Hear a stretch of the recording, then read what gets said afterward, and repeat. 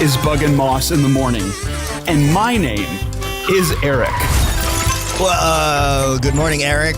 Good morning, Eric. We're happy you're here. Welcome to the Bug and Moss Morning Telephone Show from the Skittering Studios, underneath your favorite rock, broadcasting live from a tiny little stick, holding on to some grains of dirt. In New York City. In New York City. I've got a piece of waffle cone, and I'm chewing on it. I'm a little rat. Nom, nom, nom, nom. Today, he's a rat, and I'm some kind of New York bug. Some kind of New York bug? What kind of bug is in New York? I don't know. Bug in New York. Could be a movie. New York bug? Yeah, kind of like Babe, Pig in the City. Yeah, there would be Bug in the City. Babe, Pig in the City. Pig in the City is the best subheading for a movie ever in history. It's so strong. Pig in the City. Hell yeah. What's that doing there? Pigs? They don't belong in the city. I haven't seen Babe in a long time, but I imagine that's most of it. Is they're just like a pig? I was a pig? What's this pig doing here in New York City where we all live? Nobody knows. I kind of sound like Lindsey Graham. You do. Good morning, everybody. Good morning to Lightbulb. Good morning to Emily. Good morning to Daddy. And good morning to you, dear listener. It is 7:02 on the Bug and Moss Morning Telephone Show. We are broadcasting live from our stinky little studio. We went to bed at 9:30 last night. We did. Well, we did. We got Well, we got in bed and read book. Yeah, but that's pretty much going to bed. Well, we read 2 chapters. We fall asleep early, and I'm ready. Yeah. Coyote Astronaut, good morning. Coyote Astronaut says, aren't we all Eric if you really think about it? Yeah, Deep I think down, that's beautiful. in our hearts, I do think we're all Eric. And Emily wants to know what book we read before bed today. We're reading Aberrat right now. Yeah. Mason has never read it, and I'm reading it to him. It's very fun. Mm-hmm. Bug's been reading me Aberrat. And before this, and also after it, we've been reading a book written by my friend called Brady Sparrow. Yes. And that's also been very fun. We'll talk about that at some point. Aberrat's been a trip. Mm-hmm. What an interesting book. Yeah, it's super interesting revisiting it. Clive Barker is a really interesting writer. If you're not familiar with Aberrat, you have to get a copy with pictures. It's like it's illustrated in a weird kind of cool way. Yeah, it's like paintings that he did, and it's very much like a mixed media piece, I think. But it's very much like a kid's adventure book. Yes, by a horror author, which I think comes through. Yeah, a bit. Well, because I read one of his horror books, and I think I read the book that inspired the film Hellraiser, and I didn't like it. I didn't think it was very good. It was interesting, though. He has a unique way of describing things. Yeah. But I don't know if I'll really end up being a Clive Barker stan. Well, I don't think it's good to be a stan of anyone. But I really like Aberrat. But I didn't like, I can't even remember the name of it. I read it all in one go on an airplane. I have never read anything except Aberrat that he's written. I really like his art, like his visual art. But yeah, I think it's like, I like it when I don't like everything an artist does. Yeah. I feel like we get so caught up in this, like, as an artist, you have to make things that everybody likes. There's like this idea of that, or like this sort of popularity kind of art structure, which I think is really limiting. It's nice to have someone where you're like, I like this, dislike that. Yeah, because I feel like that means that the artist is doing different things, you know? Like, because when it's easy, I hear this complaint from YouTubers a lot, where they're like, once my channel got to a certain point, people just expect me to keep delivering the same consistent kind of thing, and I can't experiment, and I feel boxed in.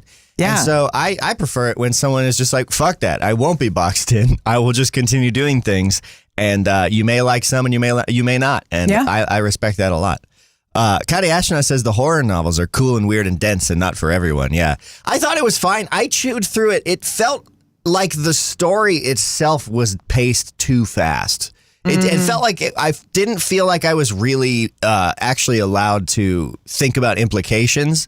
And it didn't go as deep as I wanted it to. I'll have to try another one. Because I love a dense book. Like my favorite series that I've been eating through has been Master and Commander, but after that has become the Culture series by Ian Banks, which I think could also be described as very weird and dense. And I love those books. Yum, yum, yum, eat it up. I want my reading to be so thick that I can't pull it through my teeth, you know? Yeah, I don't feel the same way, but I can appreciate that. Coyote, you should recommend us a book if you have a favorite. Yeah, if you're also a lover of weird, dense prose, I would love that.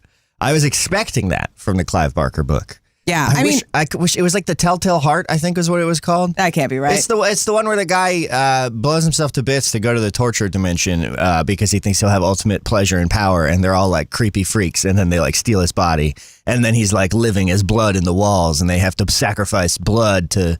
when you describe it, it sounds good. Yeah, it was cool, but it wasn't executed that well. No, I get that. I feel like the book should have been twice as long, and then maybe it would have been executed better. It almost feels like too much was cut. I don't know. Kite Astronaut says Cabal from Clive Barker, maybe. Also, anything by Neil Stephenson. Neil Stephenson is a name that I've heard floated around, but I have not read anything by. Emily says The Telltale Heart is a Poe story. So it's not that. It's something like that, though. The name is like that. It's the book that got turned into the film Hellraiser, apparently, which a film I've never seen because the box art scared me. Well, yeah, I would watch it now. I think it does not scare me in the same way that it did when I was a kid. I am writing Neil Stephenson on the desk, though. Thank you, Coyote. Now I feel like it looks like the exact kind of horror I would approach because it looks so fucking weird. Hellraiser? Yeah. I don't know, man. I struggle with horror visuals. That's why I don't really like a lot of horror movies. I prefer my horror to be up in my head. I like... Oh, it's weird because I don't engage with a lot of horror, but I really there's a campiness to fantasy horror. I like Pan's Labyrinth, if that makes sense. Bug is so averse to horror content or scary content that if I ever watch ghost video compilations on YouTube, she's like, out of here. No Yeah, way. I don't like that. I would never watch a Paranormal Activity movie. See, that's so much less scary to me because it's so much less... It's so much less of someone thinking, what's the worst, most painful, disgusting, horrible thing I could put on screen and make you feel? Well, I don't... And more of like... I don't like spooky. that, but I don't think that's what like Pan's Labyrinth is. I think it's like you see this like dark fantasy world. It's like a Hieronymus Bosch painting, you know? It's like really interesting to look at. Well, I fuck with that. I haven't seen Labyrinth, but I fucked with the visual style of that. That's the guy with the weird eyes on his hands, right? Yeah. Like playing Monopoly or something. Yeah, and basically. He's like, I'd like to buy a hotel. I don't know what happens in it. I think that's right. That's right. Yeah. Yeah. I think there's the cool thing about horror is that kind of like we were saying, I don't like most of it. And so when I like it, it's usually really engaging to me. Emily says, I need there to be a happy ending. And that's real as hell. Honestly, I think that there is a lot of horror that does have a happy ending. And we talk about this all the time on my podcast with Bridget Edging. There's a lot of romance that feels like a horror ending. Yeah. I'm the kind of person who doesn't like a happy ending. He's not like other girls. No, it's not that. I like being surprised so much. And the happy ending's kind of the default. And so I love when a story is like, nope. I will say, I think that there's a misnomer about happy endings. I think that people think the romance formula means that you can't be surprised. I would argue that it is such a cool experience to be subverted within a formula. Like, it is so cool to read something and be like, well, that certainly is a happy ending, but it is not what I thought was going to happen at all. I guess I like an inconclusive. I like an ending that it feels like I came off the end of the water slide of the book and I'm sailing through the void and I can't stop thinking about it. And I feel like I don't like it when a book drops me off the end of the slide right into the ball pit and you're just like, yay! My best experience with that in recent history is Eleanor Oliphant. I think you should read that. Yeah. I'm not saying I despise a happy ending. I just meant if I had to choose. I don't dislike a happy ending. I just really like an ending that makes me go, what? Yeah. And then like really have to think about it. I like chewing on stuff in my head is what it is. I like an ending that feels satisfying but ambiguous. Like I think that there's a lot of different ways to talk about what a book leaves you with. You know that one of my favorite books I've read recently is Longbourn, which is so good. It's like a retelling of Pride and Prejudice, but that feels derivative of what it actually is. It's a retelling of Pride and Prejudice from the perspective of the people working in the house, like the servants, the house, everything. And it's so a completely compelling. Different story. It is such a good book, and it is a book that definitely has a happy ending. It will not leave you feel just like happy-go-lucky, no problems in the world. Like, it is a very realistic and like chewy happy ending that I'm still thinking about that book. 60 Watts Lightbulb says, I like No, 6 Watts Lightbulb does say, I like a happy ending, but 6 Watts Lightbulb also says, when horror feels like it's just outside of reality, it scares me more. Yeah. I feel like that's true for you, Bug, when it comes to like ghost stuff. Yeah, it's not even that I'm actually particularly afraid of ghosts. I think the problem with ghost stuff is that I don't like to be jump scared. And I think that's the whole point. Like, if a movie gets me, that's fine. Like, it's not like I can't ever be jump scared. But if the point of the movie is like a haunted house, like if the point is to just be constantly jump scared, what it really plays on is that I'm afraid of the dark. Right? Like, I am afraid of the dark because, like, I am afraid of what I do not know is there. And ghosts as an entire concept, that's the point, I think. Suppose. Yeah, I guess I could see that. I guess I could see that. Emily, on the topic of endings, says, we know how they're going to get together. It's how they're going to do it when it comes to a romance book. And I feel like I'm always thinking about the quote from Penn Jillette, famous magician, when he said... Also a musician. Also a musician, yeah, he plays bass. He once said that the best magic trick is equal measures surprising and inevitable. Yeah. And I think that's really accurate for like a lot of things. It's surprising in that it's inevitable in that you know you're going to be like shown a magic trick and you're going to be fooled somehow. But it's surprising in that you shouldn't know what's going to happen next. If something's only inevitable, you're just dreading it and waiting for the end. If it's only surprising, you don't have anything to latch on to. I think that's a great description of what a lot of really good writers can do. Mm-hmm. I would agree. Also, I see Coyote Astronaut in the chat says the 2000s remake of House on Haunted Hill is not for Bug. Yeah, I don't know what that is, but I can tell you that The Haunting of Hill House is also kind of a classic not for Bug. But Ian made me watch it, and I was really grateful because if you're not familiar with The Haunting of Hill House, it is Coyote said the house on Haunted Hill. Yeah, I'm talking about something else. Not the haunting on Hill House. Yeah. Is there a hill haunted house and a house haunted hill? There's probably just a hill, and they're like, don't go over there. Are they just like shifting these 3 words around until they get every permutation? I think there was some like joking about that when the show came out. Hilling on house haunt. Yeah, that's what I'm doing. You're only allowed to name horror movies with these words, so it's going to get really weird. Yeah.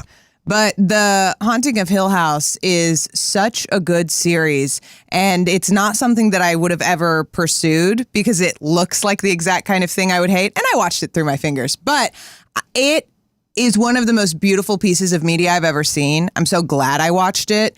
And I did have a hard time sleeping for a while afterwards, but I don't regret it at all because it's one of those things where it presents you, it's very 13 coded. It like presents you this really, really scary premise. And it is really scary, but secretly the story is just about family and love and grief. When you said you watched it through your fingers, it took me a minute to realize you meant like looking through the gaps in your fingers and not that you like plunged your fingers like into your eyes or like did something. I was like, what do you mean? Yeah, I did that too.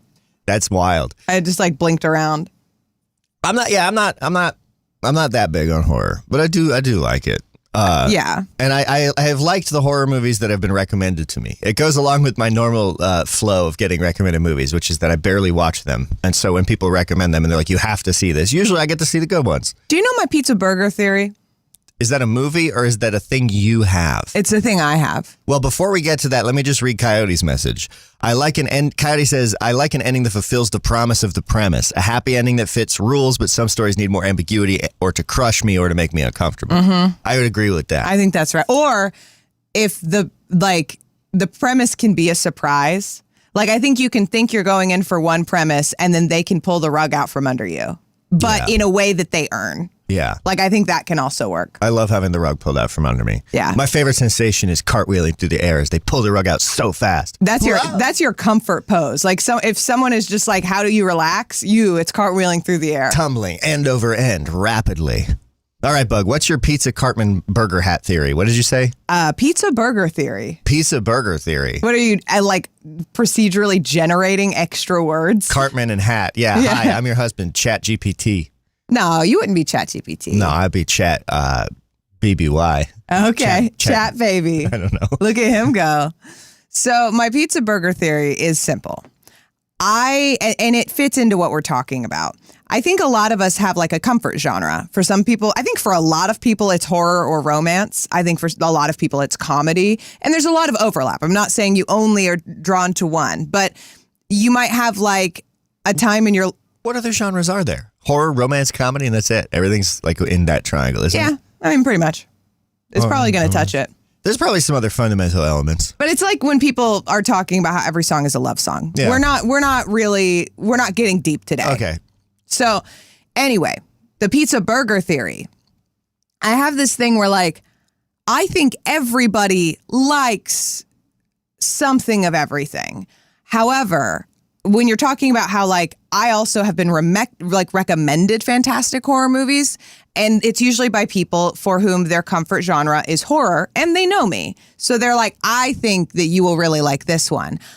Similarly, I would not recommend just any romance to someone because I've read a lot of romance that I'm like, that was fun. I'm like never going to pick it up again. It's not that good, you know? And then there are some where I'm like, this is fundamentally fantastic. And then I'm immediately thinking about who I know that will like it. The pizza burger theory is this idea that I have is that everybody likes pizza. Everybody likes burgers. But for a lot of us, one of those is our comfort food. And what I mean by that is that I can pretty much always eat a cheeseburger. Like I could have just eaten a meal and someone will be like, ooh, cheeseburgers. And I'll be like, oh, maybe just like one cheeseburger. And like, I'll eat pretty bad cheeseburgers. Like I like White Castle. And I think for a lot of people, they'll eat any pizza anytime. I think that's me. Because I really wanted to like White Castle. And we went there and boy, was I sad at the wet little fucking curmudgeonly shit.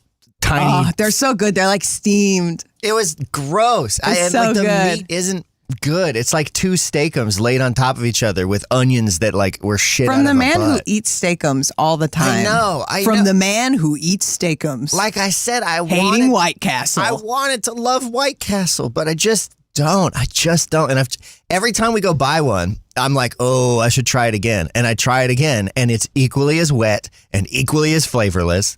So I think I am pizza though, because I will eat the most dog shit pizza on the planet. If I went to White Castle and nothing changed, but they just said it was pizza, I could probably eat it. I would not put it past them to start having pizza, and it would probably be a Totino's ass vibe.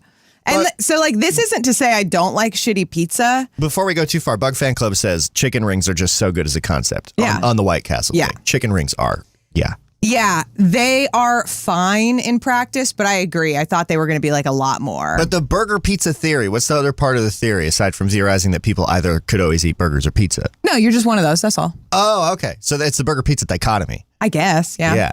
I thought that there was going to be something like, if you're a person who likes burgers, then also why? Oh, yeah. Burger people are sluts and pizza people are also sluts. Okay, cool. That makes sense. I have to close this window. Yeah, that window is blowing right on your eyes. You know how people describe light as blowing. Coyote Astronaut says, I can see a White Castle from here right now. I'm getting my terrible Friday morning drive-through breakfast. Oh, man. I would love a Friday morning drive-through breakfast so bad. I haven't had a drive-through breakfast in a while. Oh, no, it's still happening, Buck. On the topic of genres, my statement was incredibly inaccurate that there were only horror, comedy, and whatever the third one was, because Coyote Astronaut has said action, suspense, drama, and Emily has said historical fiction, literary fiction, speculative, science, fantasy, and then there's the subgenres. Okay, I hear all of you, but like, let's be real. They all kind of do fit into one of those three at some point. Like, come on. What is the other one? There's horror and comedy and... romance. I don't know. I don't think fantasy fits into any of those because Well, but what fantasy story doesn't have those elements? Well, that's a different question, Bug. But that's what I'm saying. That doesn't mean that it fits inside of it. It doesn't mean that they share the same like identifying traits. Like if you're going to program this. I guess that's true because when we talk about romance as a concept, that's different than like a romance novel. A romance novel is a novel is a specific thing. Yeah, it's 50,000 words, right? If Nano taught me anything. Well, if we're looking into the history of a novel, you can argue that Pride and Prejudice is one of the first novels. So there's like a lot. They used to write books really boring and bad. And then some people were like, what if they were good to read? And that's kind of a novel. A novel has often been characterized as like a frivolous thing to read. We don't think of it that way now, but there is like a really interesting history to what we would describe as a novel. Well, I don't know nothing about that. I don't know nothing about no books, but I do know that I have some stuff today. Do you have any things for us? No, I was digging some things up, but alas, I've been so buried in that project that I haven't really had any time to think about literally anything else. I did that all day, and then I played Helldivers for like 1 hour with my friend Elias and my friend Tal. Yeah, and which you need to do. And then I went to bed with you, and that was about it.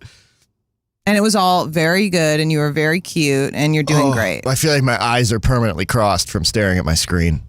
Well, yeah, but you have to take breaks. You worked on it a lot yesterday. I literally worked on it all day yesterday and all day the day before. You made me come in and crazy glue your eyes to the screen, and I told you I didn't like it, but you said I had to because we're married. Well, yeah, I got the special tubes that let me glue my eyes to the screen. It's not good. I don't get those. You know those things you'd wave around? They had a button, you would click them, and the light would come on, and they were like little fiber optic cables. They just like glowed at the end, and so you could shake it around, and you had like a little dancing light pom-pom. Yeah. It's like those, but you glue them to your eyes, and I use them to lick the pixels off the screen while I'm working. But he thinks Hellraiser looks gross. It's glue. It's different. Hellraiser fucking, I don't know, nailed chicken wire to his head or some shit.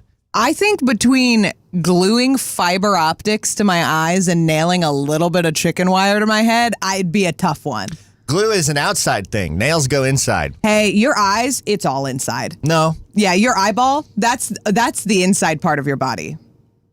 I just touched my own eye. Okay. I wear outside. contact lenses. I've touched my eye before. That's the first time I've done that without freaking out ever. Can I get like a little bit of congratulations? I didn't mean to actually touch the white of my eye, and I did, and I didn't flinch, and I was like, hold it, hold it, hold it. What do you bring to the show, Bug? So I have a story from the news, and I also have a life hack. A life hack? I think it's actually a life hack. Before any of that, do you have another clue for the extremely vague, long-running film buffering that's been going on? Yeah, give me 3 seconds. Oh, movies? The thing everyone likes? Moss apparently hates them. It's film buffering. So, as a recap, and I'll reveal next week what the film is, here are our clues thus far. A young man goes on a field trip and, however, his actions cause someone he cares for to... The man hires him to take, and he realizes that he's the one who the man begs him not to reveal. And finally, hides his true feelings. And that's all. Oh, hell yeah. I was literally not listening because I've given up on this. I was just dancing. I've completely given up on that. I have no fucking clue. I love your dance. That was cute. Yeah. Get some more dancing. What do you think the movie is? What do you think, Bug? Do you have a guess? Well, I know what it is. And okay. also, I'm going to say this, and I do really believe this. I think I would have guessed it. You think you would have guessed it? Yeah. There's like no information there to go on. There's so much information in there. It's like every movie. Is it the Iron Giant? No. I think that there's a lot of movies I wouldn't have guessed, but this specific one I think I would have. And Egg Queen sort of proves my point because she just like guessed it on the first clue. I really like this dance. Just kind of twisting a little bit. I love the music for film buffering. Anyway, it's a little dance break for your Thursday, Friday morning. Is it Thursday? Is it Friday? Every time I say that, every time I fuck up the date, y'all, that's not a bit. It's not a bit at all, and I wish it was. I do not know what day it is most of the time, and I think that's a problem. Maybe I need a job. You have job kind of. No, but like maybe I need a job where I leave the house. Well, you need to leave the house regardless. I'm living in Groundhog Day. The past 6 months could have been the past 6 hours. He's struggling. I'm struggling. He's still ugly. But I'm also dancing, so and it's that's all good. What's up. All right, Bug. You said you got a story from the news? Yeah, I got a story from the news. I'm a little curious as to what that could be. Is it something? Is it nothing? Is it anything? Is this anything? Nothing? Something? Or still nothing? Is this anything at all? This news story is actually a plea coming to us from defector.com. Defector.com? Yeah. It's like a website for news. Oh, okay. I've never seen it before, but this story was good, so I'll probably read more.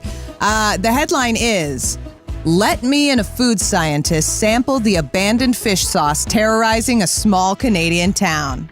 Let me and a food scientist sample the abandoned fish sauce that is terrorizing a small Canadian town. Wow, there's a lot to unpack And in that I'd like headline. to add to that, also let me come. Also let us go. I desperately would also like to taste this fish sauce. So, Kaplan, a small silvery fish in the smelt family. You can take that, add salt, throw those two ingredients in 110 vats, each of them about 10 feet tall. So fish and salt are the two ingredients so far? Okay. And then let them sit in a defunct factory for over 2 decades. Whoa. Yeah. Okay, wait. So is this a fish sauce?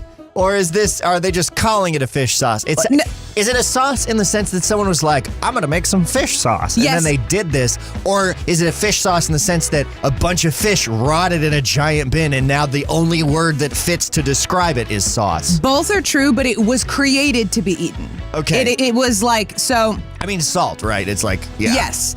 So the stench of this has been haunting this entire community. I fucking bet. How many gallons? Give me the gallon number again. I didn't. It's just 110 vats that are 10 feet tall. 110 10-foot tall vats. Yeah. Doesn't matter how many gallons that is. That's a bajillion. So, They smell like crazy. St. Mary's is a coastal town of about 300 in the Canadian province of Newfoundland and Labrador. Newfoundland. And in 2019, one of the residents described the ritual of abandoning her home every summer, boarding up the windows so the smell doesn't permeate her belongings. Yeah, I bet, dude.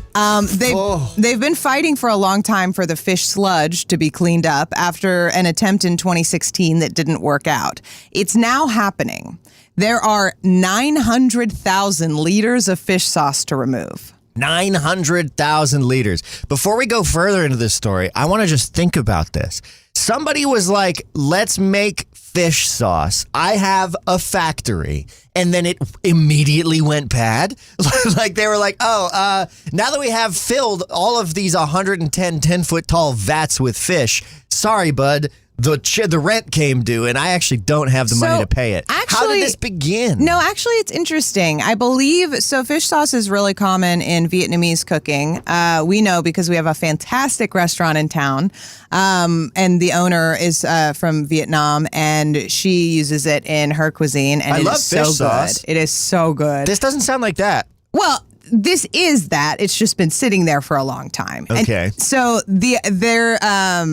I love sort of this conversation between the person writing the article and the food scientist because there's so much excitement. I really relate to this. It's just like, so like, what do you think it'll be like? And then the food scientist is just like talking about all of the different acid breakdowns and how rancid it will be and whether or not it'll be possible to neutralize the rancidness, because it's really just like they don't know. Like there's no real, like it's an unprecedented thing, and so it's a really unique opportunity to see what would happen. How long has it been in there? Like 2 or 3 decades. 2 or 3 decades. 20 or 30 years. Fish salt vats. I mean, but you got to think, like, it's certainly fine. It's so salty that there's not going to be anything in it. People have to live near that and have had to live near that for 20 years. Yeah. 30 years. Yeah. That's crazy to think about. I know. But we're moving it. We're getting rid of it. Maybe they could give us some. How many liters of fish sauce? 900,000. 900,000. I'm going to get that in gallons for my football field poisoned brain. This is great. I'm going to read this question. So this is speculative, but given your knowledge of fish sauce and just extending some of these chemical processes out more and more years, what would be your tasting notes if you had to guess for the fish sauce? Oh my gosh, that rancidity. Unfortunately, I think the rancidity and the amines are going to be forward in a way that is probably going to be overwhelming. That said, there's so many complexities with that. You have not only the reactions forming those molecules, but also the molecules are interacting with each other. So amines and aldehydes, I think aldehydes? Probably. Really like to form bonds. And in doing so, they might create a level of complexity that we've never seen before, right? There could be an undercurrent of sweetness even. That would be very bizarre, right? Like, I love this. This is so pure and good. I love how there's an annotation in this article that says both laughing, comma, with hunger. Yeah, I am very into the way that this is written. So this is literally an article that is this person and this food scientist, and they're like, let us come taste this horrible sauce. Why does this exist? What is the story? Why has it been allowed to just sit for 20 to 30 years in these vats unknown? I'm looking for that part of the story. It's really interesting. Basically, someone tried to open this factory, and I think it was someone who had immigrated, and they were like, it was a really great idea. There was an issue where the female fish were being imported for masago, which is the fish eggs that you sometimes get on sushi, like the little orange ones. Yeah. But they didn't have anything to do with the male fish. And so an entrepreneur was like, we can make fish sauce. Like, let's use this byproduct of this other business. And that's interesting. So that was the plan. But then I think there was like a permitting issue.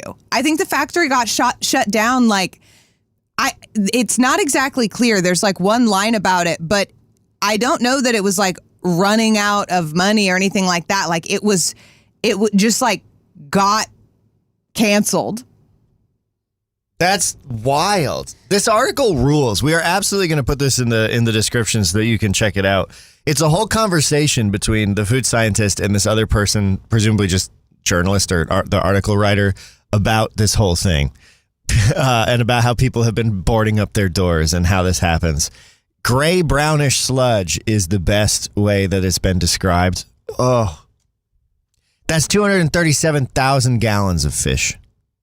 237,754. I would definitely taste it. Like, I would like to. Would you taste the forbidden fish sauce? 848 Moss Bug, 848 fish sauce. 848 fish sauce. Would you taste the forbidden fish sauce? I know you would, Bug. You'd be in there in a heartbeat. I don't know if I would do it. I don't know if I have the constitution. And that's okay. I think I would not. I think I would fail that constitution check.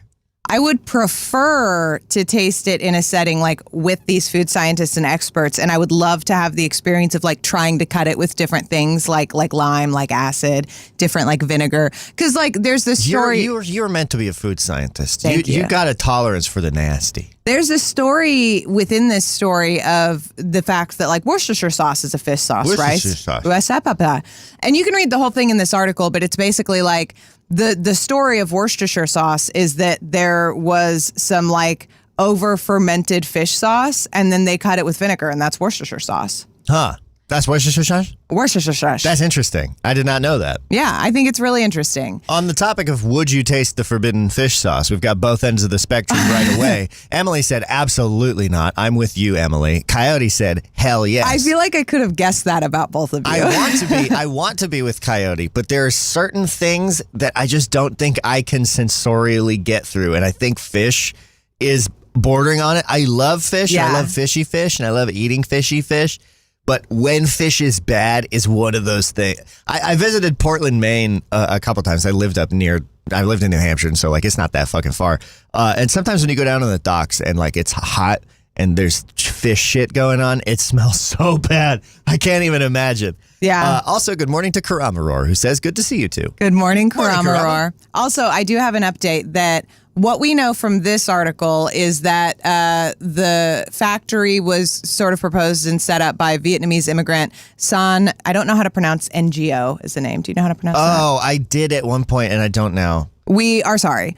We do not know how to pronounce that, but he saw these cast-off fish, like we were talking about, as an opportunity to brew fish sauce, but his company was blocked by regulators.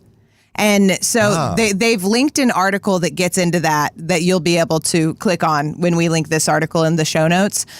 So there's more nuance to that. I'm not sure exactly what the situation is there, but it sounds very much like someone was like, let's make fish sauce. And then someone said no and kind of doomed this entire town. Yeah, that's buck wild. It's also crazy that we can just that you can just say, sorry, no fish sauce building for you, and then it sits there and it's nobody's job to clean it up. Well, because also what are you supposed to do? I think the people who said sorry you can't have it should send a crew in that takes care of it. Well, because this cleanup is very expensive. That's been the problem. I think that it says in the article they've now been approved for the $2 million needed to engage this cleanup.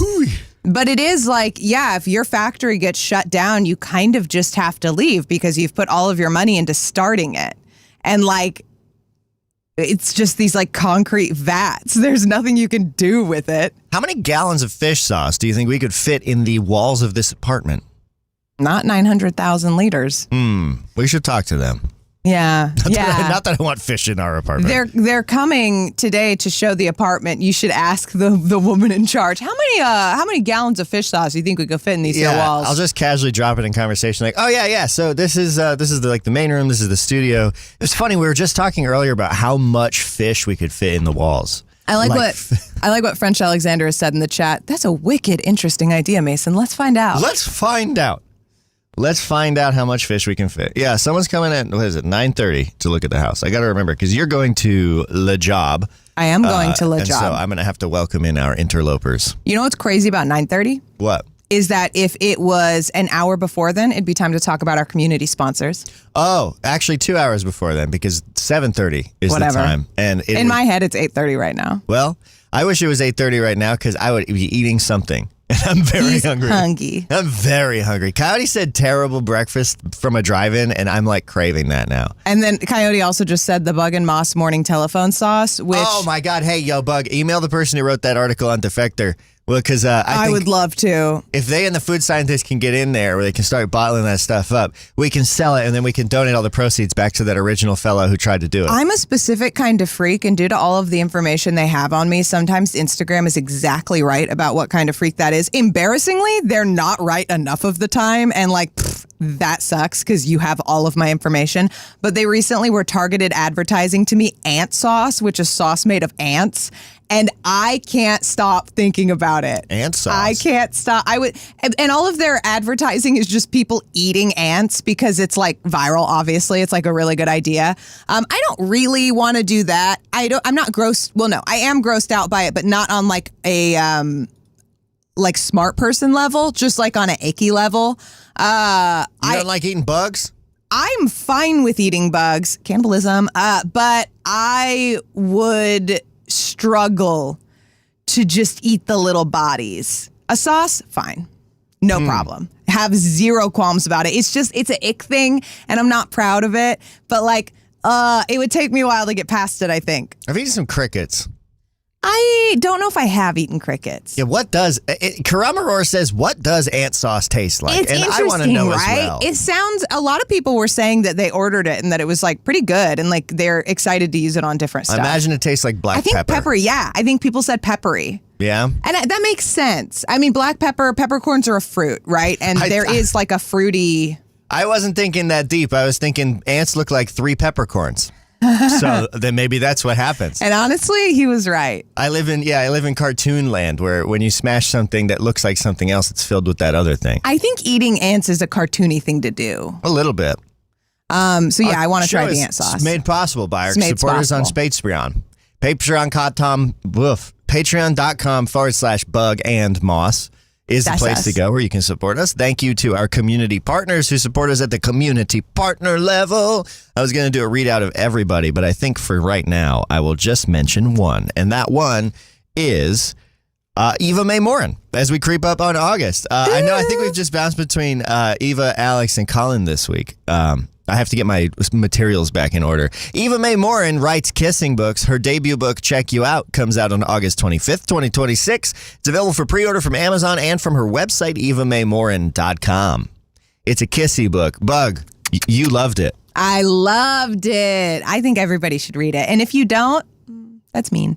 There's an episode a couple episodes back where we had Eva Mae Morin on this show, if you want to hear more about it too. EvaMaeMorin.com. Get that book. Check you out. Comes out on August 25th. And also, special thanks to French Alexander, an artist and musician whose whimsy knows no bounds. He streams live music making and art making on twitch.tv/French Alexander every Thursday at 7 p.m. Eastern Standard Time. You can find out more at FrenchAlexander.com. Alex was making techno last night. I did not tune into it, but I'm going to have to catch part of the VOD. I was deep in the freelance hole. But I saw that Alex is making some techno, some dubstep, step. And so that's sick. Hell yeah. Thank you for supporting us. Thank you for keeping it going. And most of all, thank you for listening here in the mornings. It's very fun to be part of your morning routine. And we'll try and take that responsibility and privilege and carry the torch forward. Karamaror has a question in chat, Bug. Okay. Karamaror says, there's also a lot of different types of ants. What kind of ants are we eating or saucing things with? And I feel like that matters. Yeah. I'm going to go ahead and just throw this out there. Regular, like, run-of-the-mill black ants, peppercorn. Definitely peppercorn. I bet. Well, red ants, cherry. Hey, what kind of peppercorn?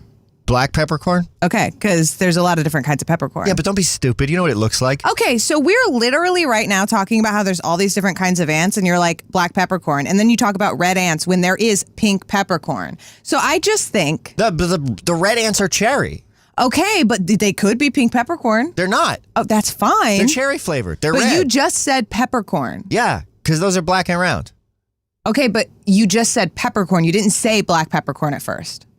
This is hateful. Oh, I'm sorry. I got to be so specific. This is disgusting, honestly. Do you want me to use the genus species name, Bug? No, I asked a clarifying question to a man, and this is what happened. The red ants are cherry. Damn it. Putting my hand down. Daddy says red is for blood, kiddo. Jesus you think Christ. You understand anything? The red ants are cherry flavored. That's all I know for sure. That's the one thing I'm certain about. All I can tell you, Karamaror, from the FAQ of ant sauce, which is obviously based in Austin, hell yeah, they are ants, and they use two specific species of premium edible ants that intentionally leverage the naturally tangy acids they produce to create an intense umami flavor that is richer and more complex than traditional sauces. What is traditional sauces? That's bullshit. I know. I want to fight the people who made this website. You know why? Because this is a very novel and fun idea, but it has the same stink to me as like the liquid death water, where the marketing pisses me off. I was joking before about the red ants being cherry. Now I'm dead serious. Now I'm having no fun. I am still having fun, and like I get it. You're making a niche product. You want to do viral marketing, but I really wish they did say what kind of ants rather than two species of edible ants. Well, that's proprietary, Bug. If they tell people what the ants are, anyone can go scoop those suckers up and grind them into a paste. That kind of idea is a thing that only stupid, untalented people think. You should not be worried about people stealing your recipes if you actually have any confidence in anything that you do, because the secret to success is not the recipe. Like, having a good product is great, but we know that. You have to also have startup capital and create a business and like directly compete. That's ridiculous. On almost every scale, telling people what kind of ants you use is not going to like... Well, I don't think that's actually it. It's not like it says that. No, I know. I'm just saying. Yeah. That's dumb. Karamaror says cherry. Why not strawberry or raspberry, Moss? Because cherry, you see the red that they are. Strawberry's pink. Raspberry's a darker red. Red ants are cherry red, I think. Yeah, I think that's fair. Alex said I could have sworn they were Fireball flavored. I will say also that red ants are specifically maraschino cherry colored, and maraschino cherries aren't real. Well, yeah, but that's why it's cherry flavoring. Oh, okay. So you think they taste specifically like cherry flavoring? Yeah. Oh, I'm sorry again for my lack of specificity, but I'm deeply apologetic. Do you guys see what he's acting like? Karamaror also says, what would a moss sauce taste like? What would a bug sauce taste like? What would a sauce made of you taste like, you think, Bug?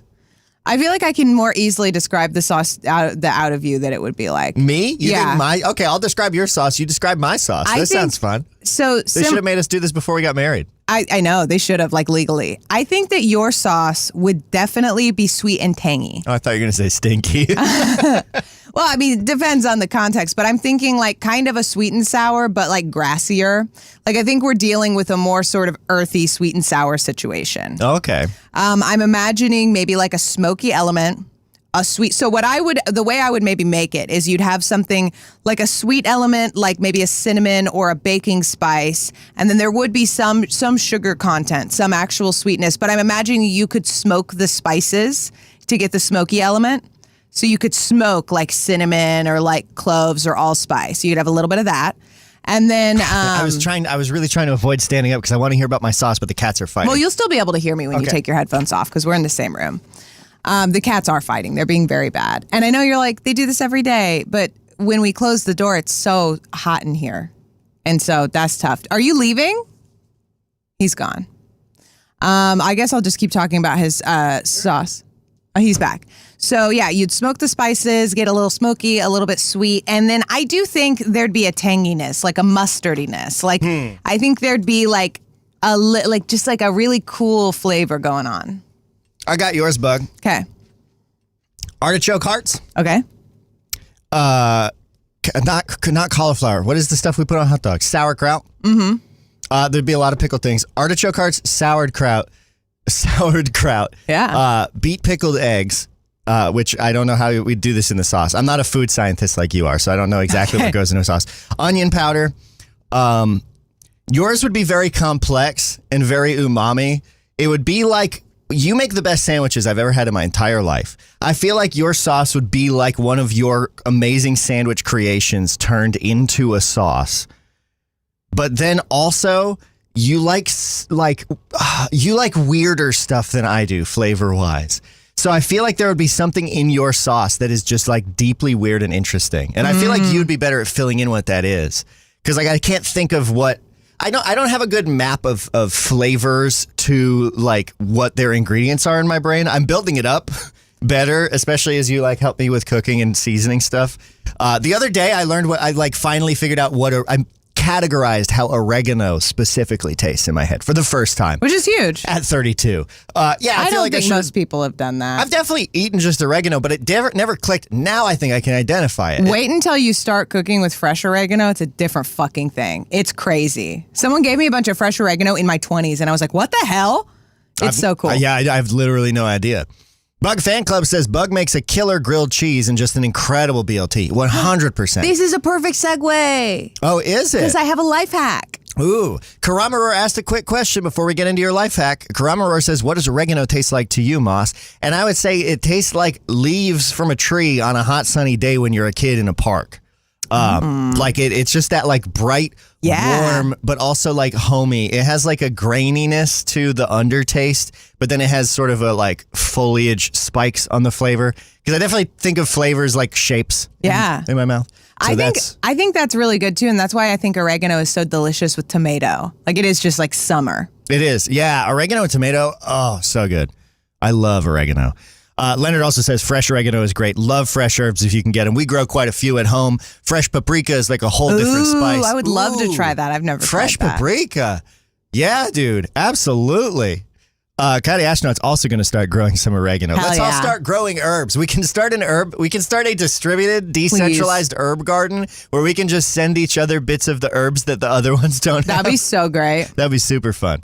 But before we possibly run out of time, there is something important that we need to get to because Bug has a life hack. Here's Bug's air quote big idea of the day. My brand. Speaking of sandwiches and speaking of grilled sandwiches specifically, I think this is actually a life hack. This is a time-saving, like patience and sanity-saving life hack, I think, for making a great grilled / hot sandwich at home. Okay. So and Bug makes the best, so I'm like taking notes. So I'm going to tell you what kind of sandwiches I've been making recently, not because it needs to be this kind, but because this is a good example of the kind of sandwich this hack works well on.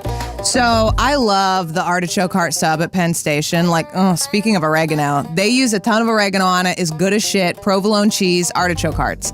And I love to make that at home That style thing. So last night for dinner, we each had like one piece of deli chicken on it because that was what we had left. And then like a couple pieces of provolone cheese. And then I'll saute a bunch of onions. And then I'll throw in a can of artichoke hearts. So then like oregano and salt and pepper on that. Toast it all together. And so... Bellissimo. The secret to building a good sandwich is the same as the secret to building a good most things, but also specifically a good salad, which is you want every bite to contain all of the disparate parts and you want it to be seasoned well. So quick rundown, the way that I would put this sandwich together is you put your bread down and then I would put mayo on both sides and then I would do oregano and a little bit of salt and pepper and then I would put like the cheese down. Then I would get if you're using meat, I'd put meat on one side and then I put the like grilled sauteed veggies on the other side, put it together. And then on like low medium heat, I'm grilling it with the lid on top, trying to get like a little bit of melt on the cheese. But the life hack, this is where it comes in. Sometimes in my experience, especially because right now I'm using white bread, it just grills too fast. Like it's going to burn before you get any kind of melt. So a really, really easy trick is to get it exactly as toasty as you want and then pop both those bad boys on a plate, microwave them for 30 seconds. That's crazy. It fucking blasts the cheese. I am not kidding when I tell you. I pick these sandwiches up cheese pull. Most insane cheese pull, still crunchy and toasty on the outside. Absolutely not like soggy at all. You nuke it post-grilling.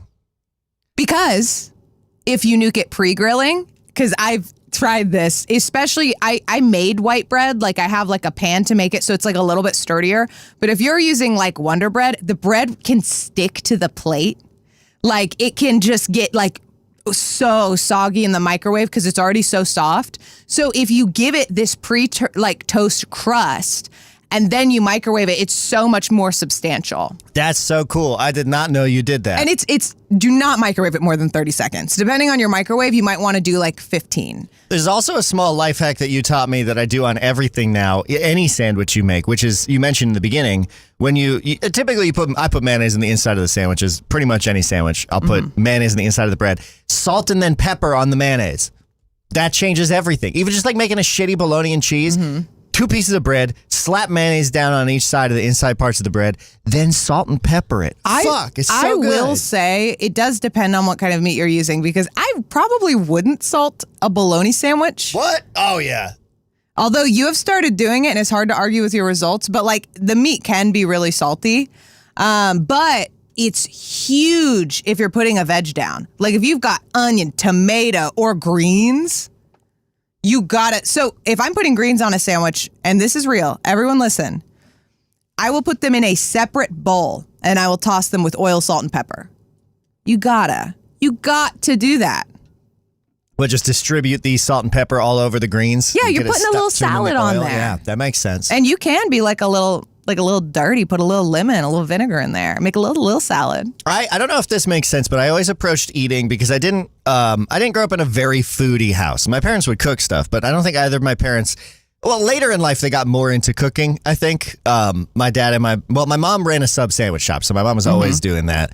And my dad got into cooking like tilapia and fish and stuff, but none of us were like particularly foodies. It is such a dad thing to cook tilapia and like halibut. Yeah, I know. It is weird, right? It's very much a dad thing. But I don't know if it came from them or if it was just inbuilt in me, but I've always treated food as like a necessary evil. And so I didn't really spend much time. Like when I throw together a sandwich prior to knowing you, I would just be like, nah, fuck it. Just like throw some bologna and some cheese in the general direction of some bread, throw a blob of mayo, maybe splat some mustard, and then just like force it down your gob.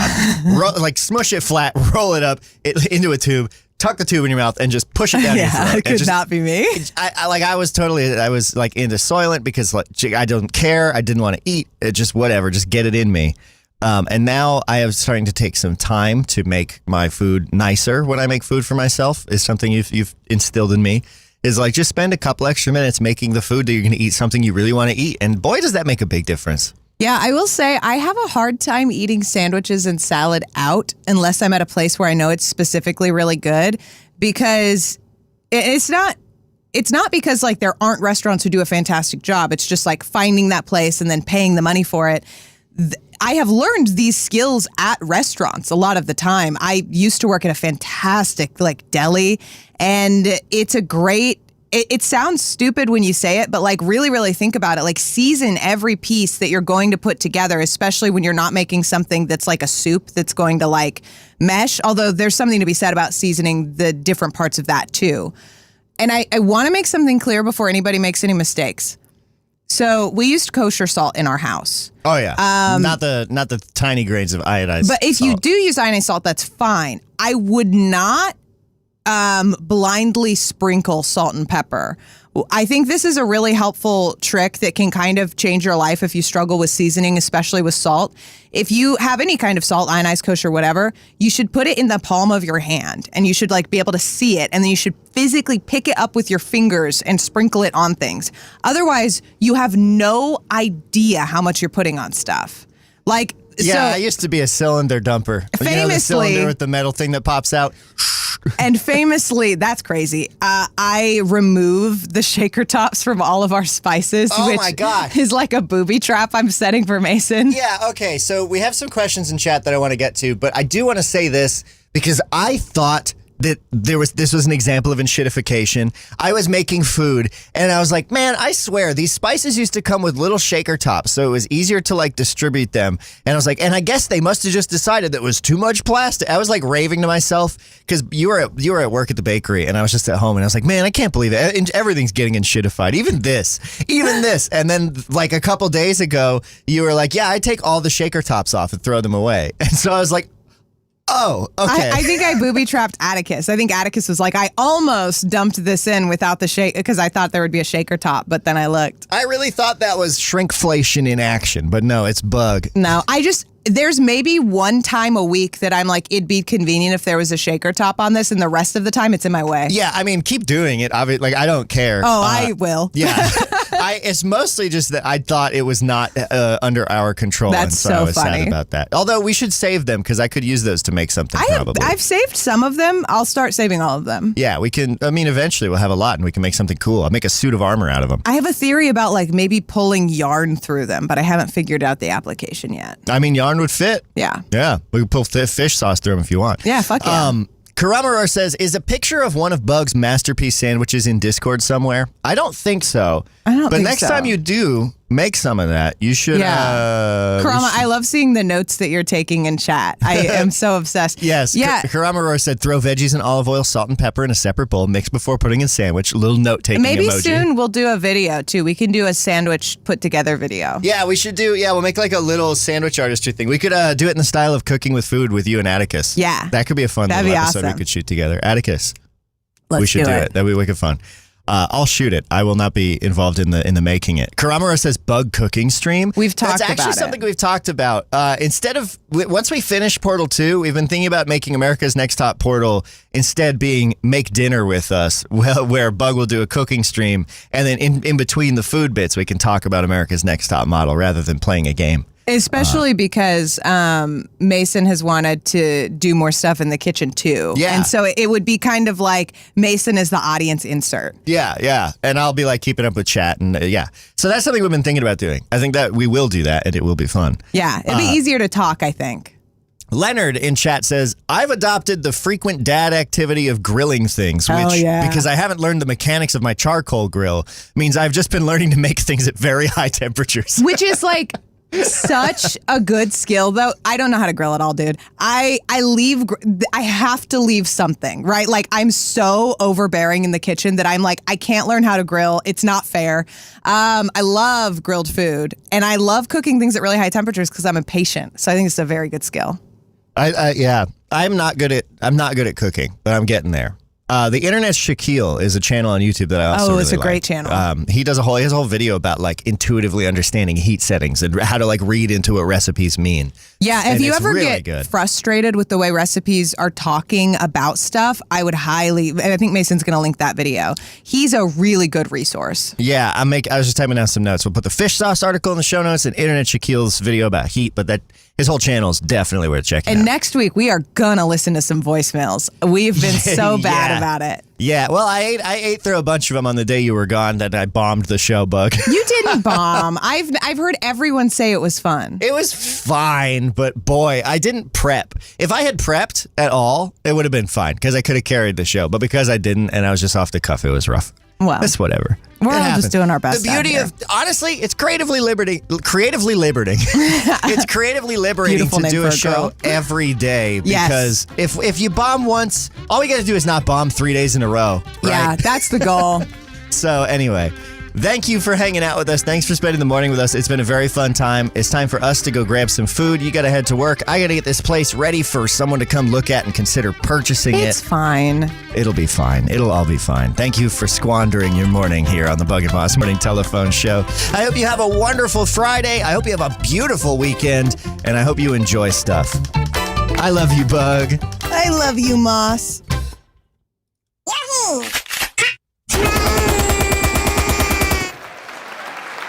This is Bug and Moss.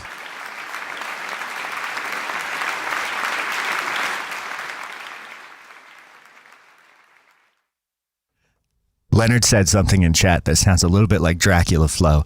So I do have to say, grilled a spatchcock chicken at max temp. Fuck it. This shit ain't nothing to me, man.